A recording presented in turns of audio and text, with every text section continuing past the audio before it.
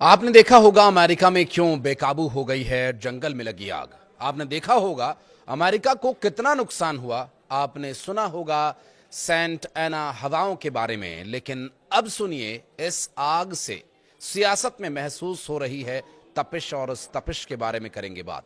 भारत में भी हो रही इस आग पर बयानबाजी। अब क्या करेंगे बाइडेन? अमेरिका धधक रहा है। स्थानीय निवासियों के साथ साथ ये आग जाते जाते जो बाइडेन के लिए भी अब तपिश छोड़े जा रही है। अमेरिका में इस आग ने हाहाकार मचाया हुआ है। इस आग से करीब 1900 इमारतें पूरी तरह से जल गई हैं और 28,000 घरों को नुकसान पहुंचा है। लॉस एंजलिस में लगी ये आग अब तक की सबसे भयानक, सबसे बड़ी आग है और इस पर सियासत भी खूब हो रही है। डोनाल्ड ट्रंप ने कैलिफोर्निया के इस आग के लिए राष्ट्रपति जो बाइडेन को जिम्मेदार ठहराया। ट्रंप ने सोशल मीडिया पर एक पोस्ट में कहा कि फायर हाइड्रेट में पानी नहीं है, फेडरल इमरजेंसी मैनेजमेंट एजेंसी के पास पैसा नहीं है। जो बाइडेन मेरे लिए ये सब कुछ छोड़कर जा रहे हैं, शुक्रिया जो। ऐसा नहीं है कि सियासी बयानबाजियां सिर्फ अमेरिका तक ही सीमित हैं, बल्कि इसकी बयानों की जो तपिश है वो भारत में भी महसूस हो रही है। जम्मू कश्मीर की पूर्व मुख्यमंत्री महबूबा मुफ्ती ने अमेरिका में लगी इस आग को लेकर एक बड़ा बयान दिया। मुफ्ती ने लॉस एंजलिस के जंगल में धधक रही इस भीषण आग को गाजा की जंग से जोड़ा है। उन्होंने कहा कि यह त्रासदी बताती है कि घर, जिंदगी खाक होना कितना दुखद होता है। गाजा में तबाही पर बड़ी हस्तियां भी उदास थीं। इस त्रासदी से गाजा में हुए विनाश पर चिंतन जरूरी है। पीडीपी चीफ ने यह भी बताया कि अब गाजा का दर्द गहराई से समझ में आएगा। महबूबा ने कहा कि आग को बेहतर रोकथाम के साथ टाला जा सकता था। उन्होंने कहा कि गाजा में तबाही इजरायली सरकार के एक्शन का नतीजा है और विनाश देखने वालों को अब गहराई से समझ में आएगा कि गाजा का दर्द क्या है, वो दर्द जो घरों और जिंदगियों को खत्म होने पर महसूस होता है। लॉस एंजलिस और आसपास के इलाकों में जंगल में लगी हुई आग की वजह से हड़कंप मचा हुआ है। 10,000 से ज्यादा घरों और बिजनेस आउटलेट्स और दूसरे इंफ्रास्ट्रक्चर्स को तबाह कर रही है ये आग। इतना ही नहीं, इस आग की लपटों से कम 10 लोगों की जान जाने की भी खबर सामने आई और लगभग 1,80,000 लोगों को अपने घर छोड़ने पर मजबूर होना पड़ा। गुरुवार शाम को एक बार फिर से आग भड़क उठी और इसके बाद ये आशंका बढ़ गई कि आने वाले दिनों में संकट और भी अधिक गंभीर हो सकता है। इस आपदा को लुटेरों ने अपने लिए अवसर बना लिया और जमकर लूटपाट भी हुई।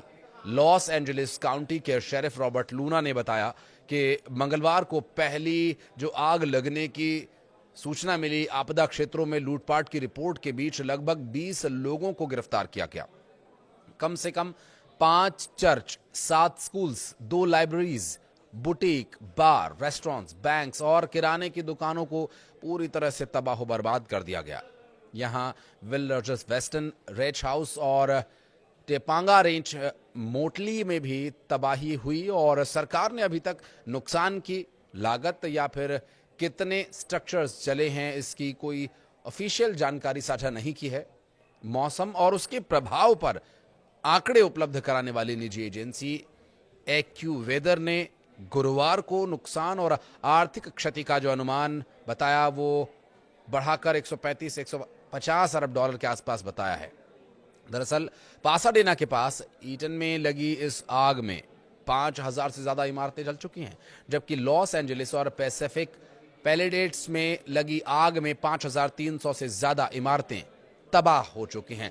लॉस एंजलिस काउंटी शेरिफ ने कहा कि जले हुए इलाकों की तलाशी के दौरान मरने वालों की संख्या बढ़ने की संभावना है, लेकिन आग वाले इन इलाकों के अंदर की स्थितियों की वजह से काम में बाधा आ रही है।